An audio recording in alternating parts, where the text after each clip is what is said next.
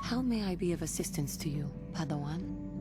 What is it you would like to speak to me about? After my father died, my mother was left to support me alone. A single non-human woman, living in one of the worst, most violent slums on Terrace. It was not easy for her. When my father was killed, it seemed that something in her began to die as well. She worked as hard as she was able. But over time, she began to waste away. I later learned that she was unable to get enough money to feed both of us, and had to start borrowing from the exchange, a band of cutthroats and smugglers. But even that was not enough. She hid what she was doing from me. She gave most of her food to me so that I would be strong, but she herself was suffering deeply from it. In the end, she could go on no longer, and collapsed at the cantina where she worked one day. She never recovered. There was nothing really that I could do for her. She left me no money, and no doctor would see her without being paid first. I sat by her bed for days as she lay there dying. I never want that to happen to someone I care about ever again. But there was still the money she had borrowed. She had never paid it back and made no provisions for her death. You must understand. The exchange is brutal. They care nothing for the life of a sentient being. They are the major suppliers of slaves on Terrace. They thought it would be appropriate that, with my mother owing them money, the debt should be passed on to me. And with no way to pay, they took me by force. You have no idea what it is like to be bound like a beast and treated as such. It was the worst time of my life. They treated me like livestock. They were waiting for a buyer to give them some credit for me when the Jedi came to fight the Mandalorians. The Jedi could not abide by what they saw there, and drove the exchange from the face of the world, freeing those of us imprisoned there. But the Jedi soon left to fight their war, and I was left with a dream.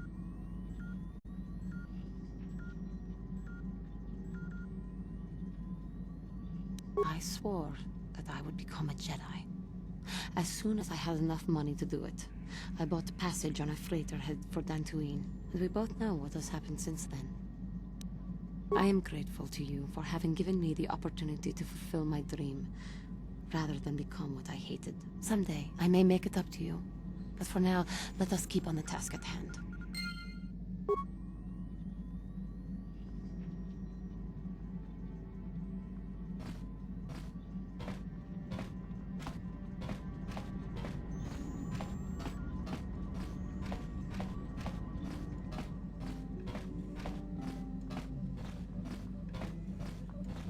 Got something on your mind, do you? Bad men. Women, too, to be fair.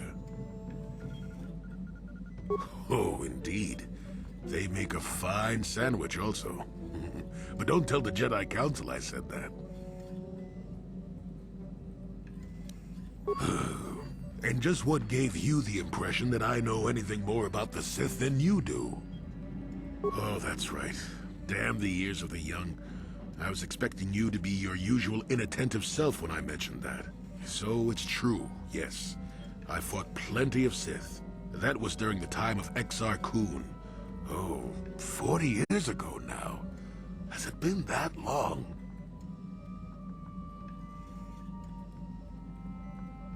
No, of course not. The Sith have come and gone for ages. They were not called the Sith many thousands of years ago, perhaps. But the dark side was always present, without a doubt. Oh, sure, occasionally the light side comes close to vanquishing the dark. But the dark always returns. The fact that Exar Kun was defeated didn't mean the Sith would never return, as they obviously have now. Everyone knows that.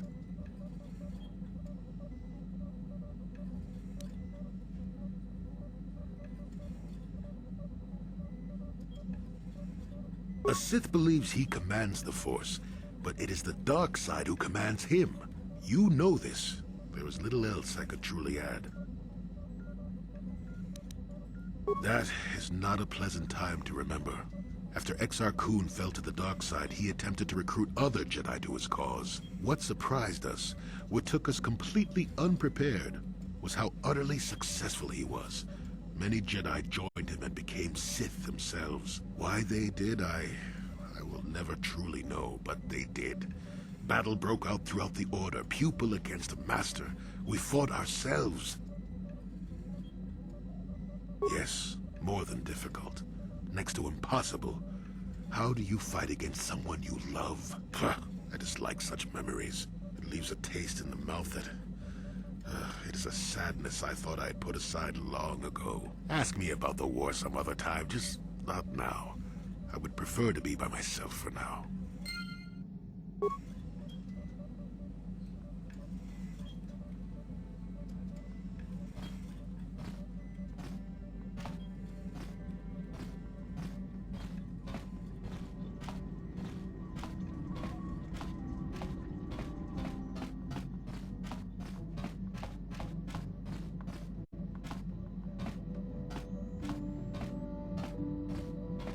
How can I help?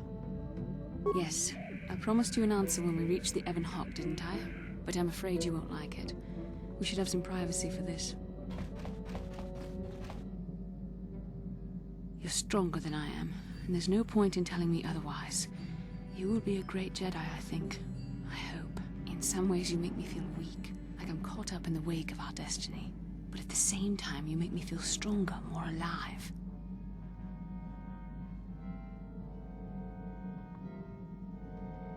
I realize now these feelings are part of the bond we share.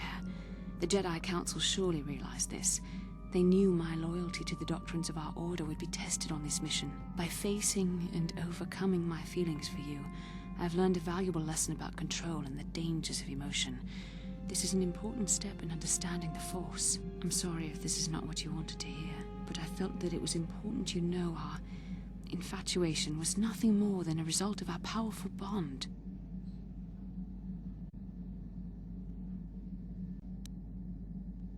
You're the one who can't face the truth. Malak has to be stopped. How can I do that if I let myself be blinded by my feelings for you? You mean it, don't you? But how can I be sure you're not making a mistake? I have to resist. I have to be strong for both of us. But I can't. Malak will... Oh my.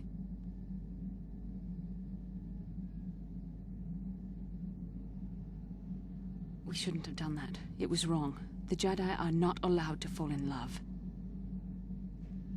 It was a moment of weakness. When I kissed you, we shouldn't have. I'm sorry. No, I know we both wanted it, but we shouldn't have given in to our desire. We're Jedi. We can't act like this. Not now. Not while we still have to deal with Malak. I'm sorry. I don't blame you, but it was a mistake. I have to get out of here before somebody sees us together.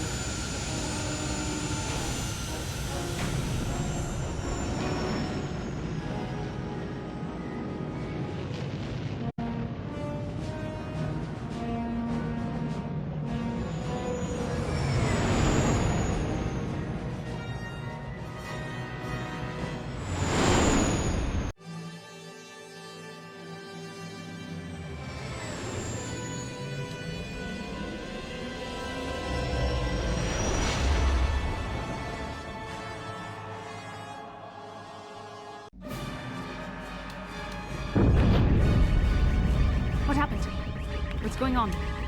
Sith interdictor ship. They must have been waiting for us on the hyperspace route. We're caught in their tractor beam. Do you recognize the ship? It's the Leviathan. Saul Kareth's vessel. My old mentor.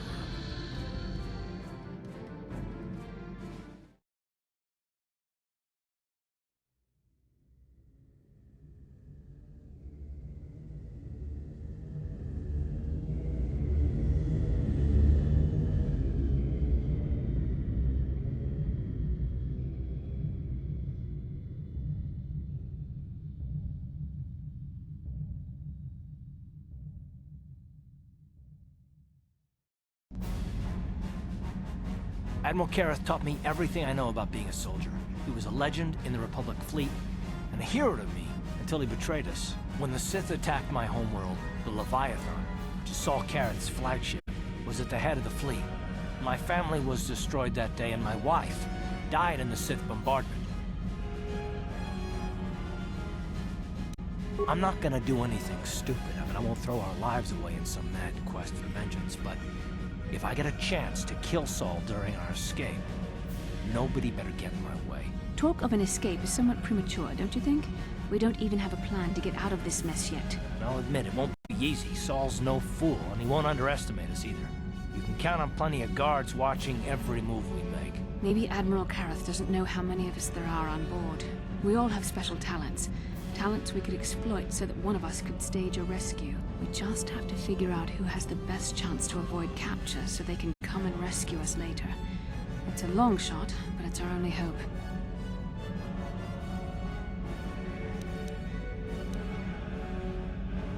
Well, if we're gonna pick someone to save our skins, we better do it quick.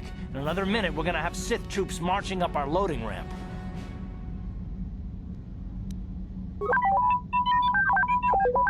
Well, the droid's right. If we disable him, the Sith will probably wipe his memory chips and take him to the junk pile. But if we can rig a backup memory chip with a timer, when it kicks in, the little fellow will be reactivated and he can come find us. Hold on, they're dragging us into the docking bridge.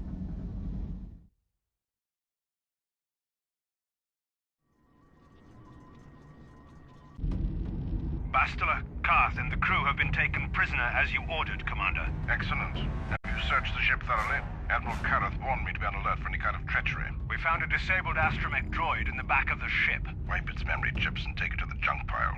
Maybe we can use some of its parts for salvage. Karth, it has been far too long since we last spoke. I see the recent months have not been kind in your case. I barely recognized you. But I recognize you, Saul. I see your face every night, even as I promise myself I will kill you for what you did to my homeworld. Did you learn nothing in your time under me? As a soldier, you should understand that casualties were unavoidable. This was an act of war. It was a cowardly act of betrayal. Your fleet bombed a civilian target into oblivion without warning or provocation, and the blood of those innocent people is on your hands. In war, even the innocent must die. The Sith would not accept me until I proved I had truly turned my back on the Republic by bombing the planet. My wife died in that attack, Saul. And for that, I swear I'll kill you. You used to be a man of action, not of empty words. Cling to your lust for revenge if you must, but spare me your tired threats. I've heard them all before. You're an insignificant part of these events anyway. Lord Malak is far more interested in your Jedi companions. He has great plans for them. We will never serve Malak or the dark side. The Sith will be destroyed, Admiral Kareth, as will you if you don't turn away from this path. Your words are brave, Bastila, but the lure of the dark side is hard to resist. Or so I've been told.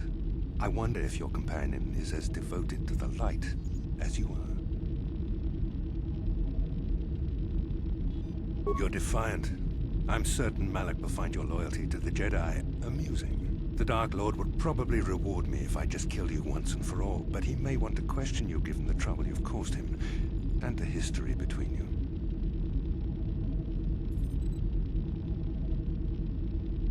You mean, oh, this can't be true, can it? You really don't know what's going on here, do you? Well, I won't be the one to deprive Malak of the pleasure of telling you himself. The Dark Lord will no doubt torture you for information and for his own twisted pleasure. Eventually, you will tell him everything. The Sith can be very persuasive. However, Lord Malik is in another sector. It may be some time before he arrives, so I suppose I will have to fill in for him until then. Activate the torture fields.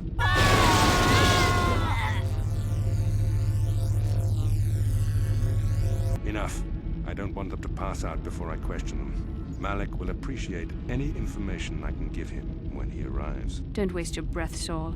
We won't answer any of your questions. I'm sure you won't. However, we both know your friend's loyalties have proven in the past to be somewhat flexible. I am interrogating you, not the other way around.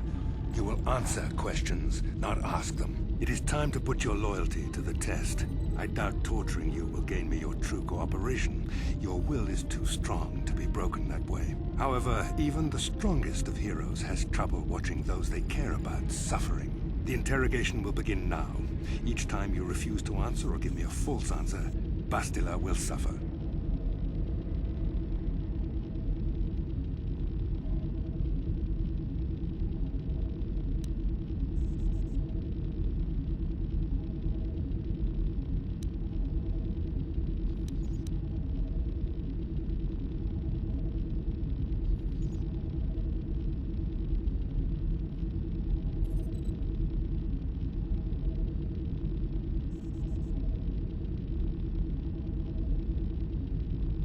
My pain is meaningless. Tell him nothing. I tire of these games. Now I want answers. On what planet is the Jedi Academy at which you were trained? Very well. This is the price of your resistance. Enough! You see what happens when you try to defy me. This first question was a test. Obviously, Malik knew the Academy was on Dantooine, and it has since been destroyed by our fleet. Dantooine is an empty graveyard now. Nothing is there but a smoking ruin and the charred remains of your former masters. More empty threats. We Sith prefer to let our actions speak for us. Perhaps that is why we are winning this war. Now, tell me your mission. How were the Jedi planning on using you to stop Lord Malik and our Sith Armada?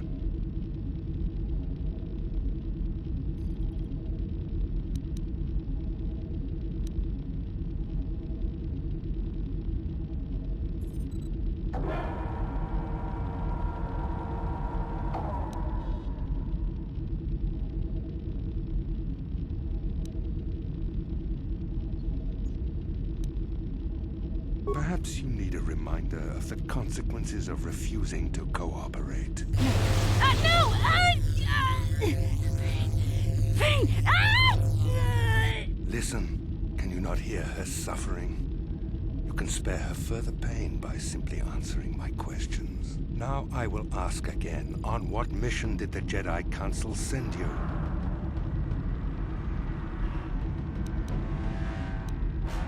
Perhaps another lesson is in order. No! No! I beg you, no! Mercy! No! I am surprised she did not pass out sooner. Rarely have I seen someone withstand such punishment and remain conscious. I see I am wasting my time here. When Malik arrives, you will learn my interrogation techniques are considered merciful among the Sith. I will leave you here in your cell with a small taste of the horrors you will suffer when Lord Malik arrives.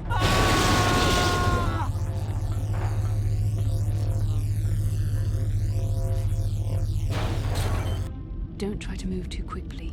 You might not be fully recovered yet. Admiral Karath had his guards continue to torture you even after you passed out. They tortured all of us, though you got the worst of it by far. Saul wanted them to make us suffer. He's become some sort of sadistic monster. The dark side has perverted him, Karth. Once you start down the tainted path, it leads you ever further into the depths of evil. I fear he is forever lost.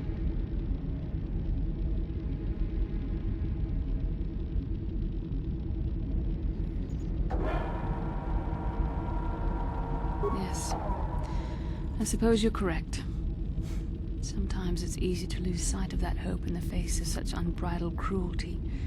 But you speak the truth. I suppose I'm taking the news of Dantooine's destruction quite hard. First Taras, now the Academy. Is there no end to the killing?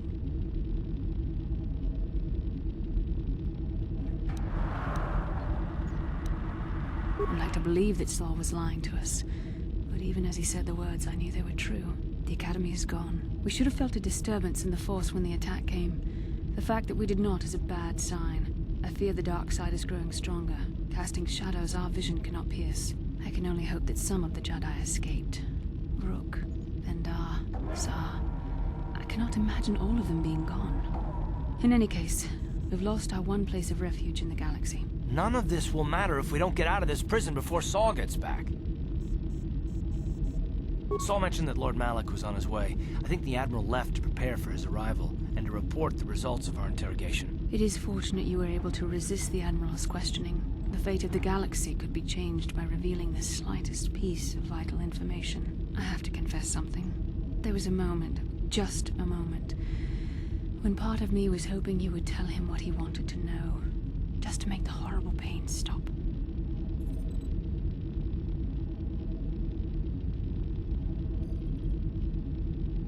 I know you would never do anything to intentionally cause me pain, but you did the right thing. I don't honestly know if I could have been as strong in your position. To watch you suffer like that, it might have been too much for me to bear. Did you feel that? A disturbance in the Force. The Admiral has sent his message. The Dark Lord knows we're here now. Malak is coming. Well, then we better hope T3M4 busts us out of here before he arrives.